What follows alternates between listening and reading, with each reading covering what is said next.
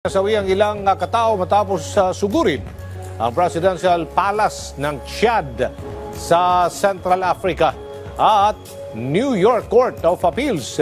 Ibinasura ang hiling ni US President-elect Donald Trump na ipagpaliban ang pagdinig hinggil sa kanyang hush money case. Si Joy Salamatin sa sentro ng balita. 20 ang patay matapos sugurin ng armadong grupo ang Presidential Palace ng Chad sa Central Africa. Batay sa report, nakipagbakbakan ang higit 10 militante sa mga gwardya ng palasyo. 2 sa mga nasawi ay security forces ng bansa.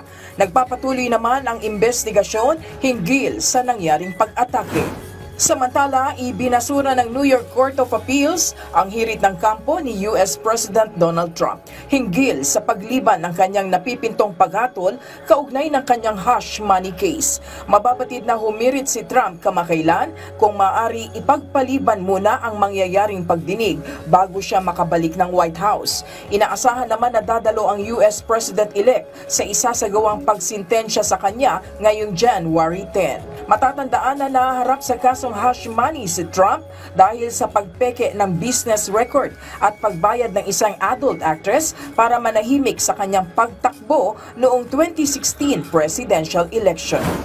Kasama naman ang Manila sa inanunsyo na concert ng BTS dancer at acclaimed rapper na si J-Hope. Magsisimula ang Hope on the Stage Tour sa darating na Pebrero sa Seoul, South Korea.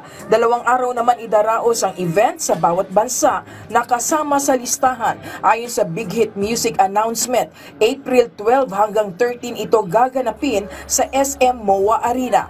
Matatandaan na kalalabas lang ng K-pop artist mula sa kanyang military service nitong October 2024. Tinuturing rin na isang malaking milestone to para kay J-Hope simula noong siya ay magsimula sa kanyang solo career noon pang nakalipas na taon.